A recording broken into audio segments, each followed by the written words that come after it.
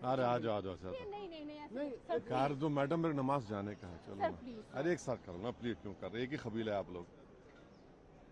हाँ तो वही सवाल बोल दूं उसी पे। सर, प्रधानमंत्री ने जो फास्ट ट्रैक कोर्ट की बात है, उन्होंने कहा कि हम युवाओं के साथ हैं, क्या कहेंगे इस पूरे विषय पर? देखिए, प्रधानमंत्री तो एक तरफ ये बात कह रहे हैं और आज उनकी सरकार ने दिल्ली पुलिस कमिश्नर को नेशनल सिक्योरिटी एक्ट के तहत कमिश्नर ऑफ दिल्ली पुलिस को ये पावर दिया है कि वो 12 महीने तक डिटेंशन में बच्चों को रख सकेंगे।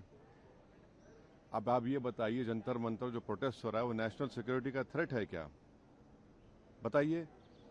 देश का 50% आबादी जो है 25 साल से कम उम्र का है, वो लड़के अपने फ्यूचर के लिए अच्छा करने के लिए जिनकी जिंदगी बर्बाद हो गई, वो आकर प्रोटेस्ट कर रहे हैं, तो मोदी सरकार बोलती है कि नेशनल सिक्योरिटी का थ्रेट है।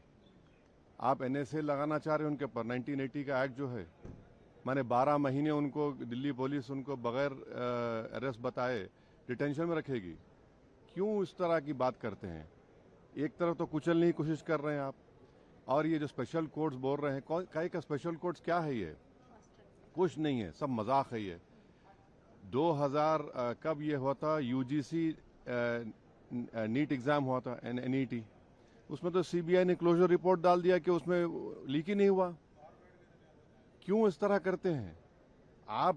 एक तरफ स्पेशल कोर्ट बोलते हैं, दूसरी तरफ आप एनएसए उन पे लगाना चाहते हैं ताकि 12 महीने उनको डिटेंशन में रख सकें बगैर कोई अरेस्ट दिखाए उनको। कि वो थ्रेट है क्या नेशनल सिक्योरिटी के? ये जो प्रोटेस्ट हो रहा है, क्या वो थ्रेट है नेशनल सिक्योरिटी के लिए? बताए सरकार ये। अगर वो नौजवान युवा लड़ रहे हैं, थ्रेट है तो बता दीजिए नेशनल सिक्योरिटी का। तो गलत है बहुत। आप इस तरह अगर उनको इस प्रोटेस्ट को क्वेल करेंगे या दबाएंगे, वो दबने वाला नहीं है। आप कंप्लीटली मिसमैनेज कर रहे हैं इसको, इसकी जिम्मेदारी सरकार पर है। सरकार ये कह रही है कि ऑपोजिशन जो है इसको राजनीतिकरण दे रही है, राजनीतिक एक बात बताइए, जो बच्चे मर चुके हैं, किसी इंसान की औलाद थी ना? ये बिल्डिंग क्यों बनाई गई है? यहाँ पर आकर हम लोग थाली मारें, उनकी तकलीफ को बयान ना करें और हम सिर्फ रबर स्टैम्प की तरह बैठे रहें? अगर उन बच्चों को जो मर चुके हैं, आप अंदाजा भी नहीं कर सकते जिनका नुकसान हुआ है। चलिए एमपीज को बोलिए एग्जाम लिखो, एक एग्जाम लिखो फिर दूसरा एग्जाम लिखो। क्या कर रहे हैं आप? समझ नहीं रहे हैं आप। उन नौजवानों को आप समझ ही नहीं रहे हैं। आप ये समझ रहे हैं कि उनको दबा देंगे। आप नहीं दबा सकते उनको। आप जो दबाने की कोशिश कर रहे हैं वो और ताकतवर होंगे, उनकी जिद और बढ़ेगी। आप तो बातचीत ही नहीं करना चाहते। आप तो बोल रहे हैं कि माई वे और द हाईवे, तो गलत है ये। सर, ये जो डिस्कशन की पार्लियामेंट्री अफेयर्स मिनिस्टर ने दोनों हाउस में बोला है, कह रहे हैं हम लगातार अपील कर रहे हैं कि डिस्कशन के लिए आए जो तमाम। एक बात सुनिए, जो इस सरकार का कंटिन्यूअस बिहेवियर रहा है, आंदोलन हुआ एडवोकेट्स का, आंदोलन हुआ किसानों का लाल किले के पास, CAA का प्रोटेस्ट हुआ जिसमें पुलिस ने जामे मिलिया में घुसकर लाइब्रेरी, कैंटीन, हॉस्टल में मारा, एक बच्चे की आंख चले गई, सर पैर तोड़ दिया गया।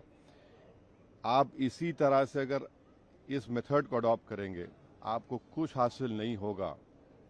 बल्कि जनता में ये बात जा रही है कि रोड पर निकलने से ये बीजेपी सरकार डरती है, पार्लियामेंट में डिबेट से नहीं डरती है वो। ये परसेप्शन को अगर सरकार को तोड़ना है, क्योंकि अगर हम इलेक्टेड रिप्रेजेंटेटिव हैं और जनता ये समझ रही है कि रोड पे निकलेंगे तभी ये सरकार झुकेगी, ये हमारे बात को मानेगी, ये किसी के लिए अच्छा नहीं है। ये सरकार को अपना एक ओपिनियन चेंज करना पड़ेगा, अपना तरीका चेंज करना पड़ेगा। आप हाई कौन सा ग्राउंड है आपका? हम तो जनता के नुमाइंदे हैं ना। बस चलिए, हो गया।